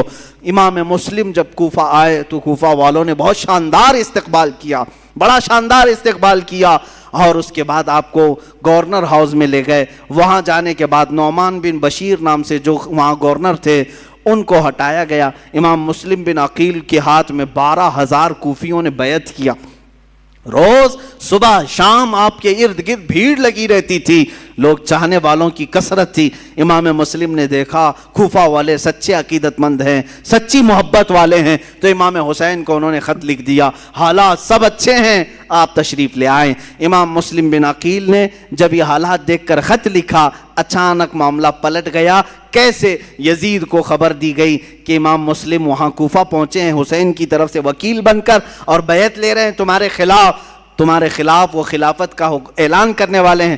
یزید نے پوچھا کیا کیا جائے؟ کہا گیا، اس سے مشورہ دینے والوں نے کہا نعمان بن بشیر جو وہاں کے گورنر ہیں وہ نرم دل ہیں، یا تو پھر وہ خود ہی یہ کام کرا رہے ہوں گے، ان کو ہٹاؤ، ایک سخت قسم کے آدمی کو وہاں بھیجو۔ پوچھا گیا کون ہو سکتا ہے ایسا سخت آدمی؟ تو سارے لوگوں نے عبید اللہ ابن زیاد کا نام لیا، جو ایک زانیہ کا بیٹا تھا اور بڑا ہی سخت قسم کا آدمی تھا، رحم نام کی کوئی چیز ہی نہیں تھی۔ ابن زیاد یہ بصرہ میں رہتا تھا، یزید نے اس کو گورنر بنا کر کوفہ بھیجا۔ وہ چوری سے کوفہ میں آیا، گورنر ہاؤس میں داخل ہو گیا، رات کے وقت آیا، کوفہ والوں کو معلوم نہیں ہوا۔ اچانک آتے ہی اس نے گورنر ہاؤس پر کھڑے ہو کر اعلان کیا میں خلیفۃ المسلمین یزید کی طرف سے گورنر بن کر کے آیا ہوں، نعمان بن بشیر بھی نہیں، مسلم بن عقیل بھی نہیں، اب تم سب کے سب یزید کی بیعت کرو۔ سب لوگ بھڑک گئے، بپھر گئے، سب گورنر ہاؤس کا احاطہ کیے، لیکن یہ چالاک عیار آدمی نے کوفہ کے معزز خاندانوں میں سے کچھ لوگوں کو گرفتار کر کے اپنے گورنر ہاؤس میں بند کیا تھا، اور 10-12 لوگ ایسے تھے جن کو قید کر کے رکھا تھا۔ امام مسلم کے ساتھ 10,000 لوگ آئے، گورنر ہاؤس کے اطراف گھیرا کیا، تو مسلم بن عقیل کی اس کیفیت کو دیکھ کر اس ابن زیاد نے یہاں پر جو موجود 12 لوگ تھے ان کو چھتوں پر کھڑا کیا اور کہا تمہارے خاندانوں کو ہٹنے کا حکم دے دو، جو بھی مسلم بن عقیل کے ساتھ ہیں ان سے کہہ دو کہ وہ سب گھر چلے جائیں ورنہ میں تم سب کا قتل کر دوں گا۔ وہ ڈر گئے، چھت پر کھڑے ہو کر اپنے اپنے خاندانوں سے کہنے لگے تم سب کے سب چھوڑ دو، چلے جاؤ، ابن زیاد سخت آدمی ہے، یزید کی فوج آ سکتی ہے، فلاں فلاں۔ ان کی باتوں میں آ کر کے خاندان بکھرتے چلے گئے، امام مسلم بن عقیل کا ساتھ چھوڑنے لگے۔ اتنا ہونے کے بعد کل کی صبح جو آتی ہے، امام مسلم بن عقیل فجر کی نماز میں حاضر ہوتے ہیں تو دیکھا آپ کے پیچھے آپ کے بچوں کے سوا کوئی نہیں ہے، کوفہ والے کوئی نہیں ہے۔ یہ وقت کا بڑا عالمیہ ہے جب کسی امام وقت کو چھوڑ دیا جاتا ہے۔ عزیزان گرامی، یہ وقت ہمیشہ آتا رہتا ہے اور ہمیں بتاتا رہتا ہے لوگوں کے چھوڑ دینے سے دین رکتا کبھی نہیں ہے۔ اگر کوفہ والے دھوکہ کیے تھے امام مسلم کے ساتھ تو دین ختم کبھی نہیں ہوا، دھوکہ کیا اور لعنت قیامت تک اپنے سروں پر لے لیا، لیکن دین تو پھلتا پھولتا ہی رہا۔ آج بھی میں کہتا ہوں دین کا کام اگر تم کرنے کے لیے کھڑے ہو گئے، اگر کسی نے تمہارا ساتھ چھوڑ دیا تو وہ لعنت کا شکار ہوگا، دین تو کبھی نہیں رکے گا، تمہارے ساتھ دین کا نام قیامت تک رہے گا۔ عزیزان گرامی، میں وقت کی قلت کی وجہ سے اب اپنی گفتگو کو ختم کرتا ہوں، باقی کا واقعہ کل عرض کروں گا۔ امام مسلم بن عقیل رضی اللہ تعالیٰ عنہ کو تنہا پا کر کے ایک ہانی بن عروہ نام سے شخص تھے، وہ بڑے معزز تھے، انہوں نے پناہ دیا اپنے گھر میں۔ ابن زیاد کو خبر لگی تو ہانی بن عروہ 80 سال کے تھے، ان کو بلایا اور گورنر ہاؤس میں اوپر سے انہیں ڈھکیل کر کے قتل کر دیا۔ جنہوں نے امام مسلم بن عقیل کو پناہ دیا تھا ان کا قتل کر دیا۔ پورے کوفہ میں بڑے بڑے لوگوں کا قتل کر کے لاشوں کو لٹکایا۔ یہی تو موب لنچنگ کی ویڈیو جو کی جاتی ہیں آج، ڈرانے کے لیے، بھائے دکھانے کے لیے، کہ مسلم بن عقیل کے ساتھ یہی کیا گیا تھا، بڑے بڑے سرداروں کا قتل کر کے ان کی لاشوں کو لٹکا کر کے لوگوں کو ڈرایا جاتا تھا، دیکھو اگر تم بھی باز نہیں آئے یہی حال تمہارے ساتھ بھی ہوگا، ایسی لٹکائی جائے گی لاشیں۔ عزیزان گرامی، جو حسینی ہوتے ہیں وہ اس طرح کی موب لنچنگ سے کبھی ڈرتے نہیں ہیں، خوف نہیں کھاتے ہیں۔ آج بھی یہی کیا جا رہا ہے، جگہ جگہ پر مسلمانوں کو مار کر کے ان کی ویڈیو وائرل کی جاتی ہے۔ خوف نہ کھانا ہے مسلمانوں، جو مارے جائیں گے وہ شہادت کا مقام پائیں گے انشاءاللہ، اور جو ظلماً قتل کیے جائیں گے وہ جام شہادت نوش کریں گے، اور باقی رہنے والے خوف اپنے دل سے نکالیں۔ اگر ہمارے 1000 ٹکڑے بھی ہو جائیں تو اسلام کے درخت کو کوئی آنچ نہیں آ سکتی۔ اس کی حفاظت تو اللہ نے اپنے ذمہ کرم پر لیا۔ وہ وقت بھی آیا جب امام مسلم بن عقیل کو گرفتار کر کے ابن زیاد نے گورنر ہاؤس میں قتل کر دیا۔ انا للہ و انا الیہ راجعون۔ میں واقعے کو بہت مختصر سے عرض کر رہا ہوں۔ دوسرے دن آپ کی شہادت کے بعد جو کوفہ کے حالات ہوئے وہ بہت خطرناک حالات، سب ابن زیاد کے ہو گئے، سب یزید کے ہو گئے۔ پھر امام حسین کو خبر دینے والا کوئی نہیں تھا، وہ مظلوم امام، وہ میرے آقا کا سبط، وہ رسول اللہ کے نواسے، ان کو پتہ نہیں چلا، لیکن آپ سفر کے لیے نکل پڑے۔ پہلا خط پا کر کے ہی وہ کوفہ کے لیے نکل پڑے تھے، اور بیچ راستے میں ہی وہ کربلا کا میدان آتا ہے۔ انشاءاللہ العزیز کربلا کے جو خونی مناظر ہیں وہ کل عرض کیے جائیں گے۔ اللہ اہل بیت کی ان قربانیوں کو قبول فرمائے، ان کی قربانیوں کے صدقے مولا ہم سب کے جذبوں کو جوان فرمائے، مولا ہمارے اندر سے بزدلیوں کو دور کرے، اللہ تعالی ہمارے بازوؤں میں قوت حیدری عطا فرمائے، حسین اعظم کی شجاعت عطا فرمائے، حسن مجتبی کی اللہ تعالی ہمیں سیادت عطا فرمائے۔ اے رب ذوالجلال، کربلا سننے والے جتنے ہیں ان سب کو مولا کربلا کے صدقے تمام آفات و بلیات سے محفوظ فرما دے، ہمارے گھروں کو ہر طرح کی آفات و بلیات سے محفوظ فرما۔ وصلی اللہ تعالی علی خیر خلقہ محمد وآلہ واصحابہ اجمعین، وآخر دعوانا ان الحمد للہ رب العالمین۔ کل انشاءاللہ العزیز آخری محفل ہوگی اور شہیدان کربلا کے ناموں کی تلاوت کے ساتھ فاتحہ خوانی پر مجلس کا اختتام ہوگا انشاءاللہ۔ سلام۔